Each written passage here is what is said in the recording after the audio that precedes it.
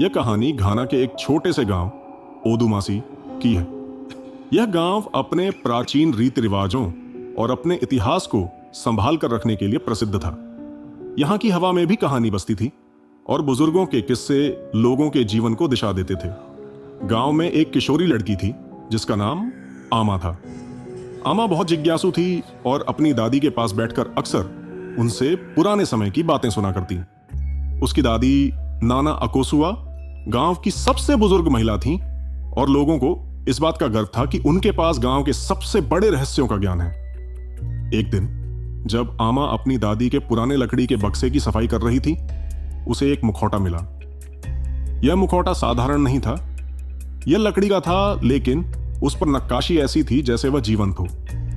मुखौटे पर सफेद और काले रंग की लहरें थीं और उसकी आंखों के हिस्से में लाल रंग की चमक थी।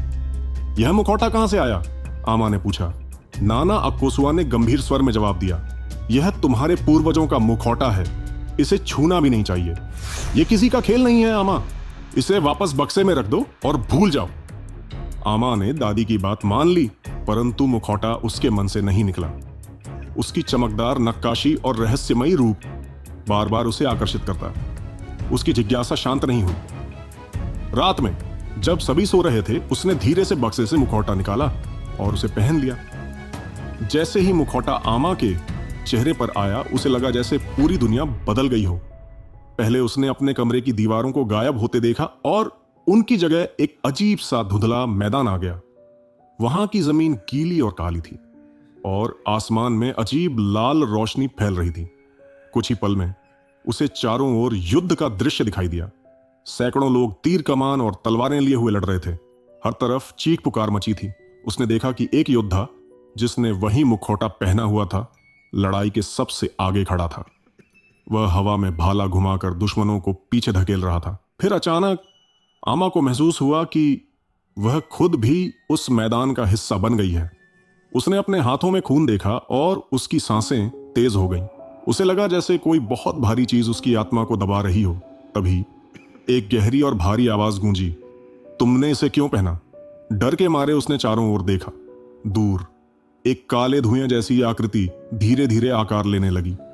वह आकृति अब एक व्यक्ति का रूप ले चुकी थी, लंबा, ताकतवर और आंखों में गहरी चमक। उसने अपने भाले को जमीन पर मारा और उसकी आवाज से आसमान गूंज उठा। उसने गुस्से में कहा, तुम्हें पता है कि यह मुखौटा पवित्र है, यह तुम्हारे खेल का साधन नहीं। अब तुमने इसे अपवित्र कर दिया है और इसका परिणाम तुम्हें और तुम्हारे पूरे गांव को भुगतना होगा। आमा का दिल तेजी से धड़कने लगा। उसने मुखौटा उतारने की कोशिश की, लेकिन वह जैसे उसके चेहरे से चिपक गया था। उसकी हर कोशिश बेकार थी। वह चिल्लाई, लेकिन उसकी आवाज जैसे खुद में ही डूब गई। अचानक वह फिर से अपने कमरे में थी, लेकिन कमरा अजीब लग रहा था। हर चीज ठंडी हो गई थी और हवा में अजीब सी गंध थी। उस रात आमा के साथ अजीब चीजें होती रहीं। जब उसने आंखें बंद की, उसे बार बार वही काले धुएं जैसी आकृति दिखाई दी। वह आकृति उससे कहती, तुमने मुझे जगाया है, अब मैं तुम्हारे साथ रहूंगा जब तक तुम्हारे अपराध का प्रायश्चित नहीं होगा। अगले दिन से गांव में अजीब घटनाएं होने लगीं। सुबह जब गांव के लोग अपनी फसल काटने गए, तो उन्होंने देखा कि सारी फसलें काली पड़ चुकी थीं। पानी के कुएं से बदबूदार गाढ़ा पानी निकलने लगा। लोग बीमार पड़ने लगे और चारों ओर अफरा तफरी मच गई। सभी बुजुर्गों ने कहा कि यह गांव पर किसी पवित्र चीज के अपमान का नतीजा है। आमा को एहसास हो गया कि यह सब उसकी वजह से हो रहा है। वह घबराई हुई अपनी दादी के पास गई और सब कुछ सच सच बता दिया। नाना अकोसुआ ने गहरी सांस लेते हुए कहा, मैंने तुम्हें चेतावनी दी थी। इस मुखौटे को हमारे पूर्वजों ने युद्ध के समय पहना था। यह शक्ति और बलिदान का प्रतीक है।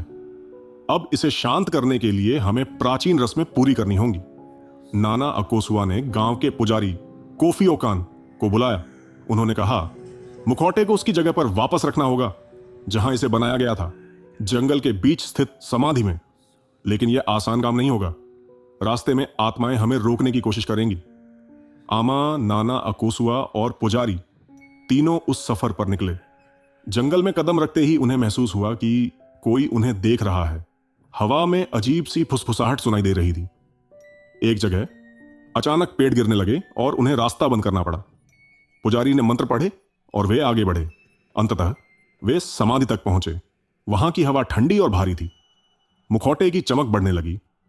समाधि के दरवाजे पर काले धुएं की वही आकृति प्रकट हुई। उसने कहा, तुमने मुझे जगाया।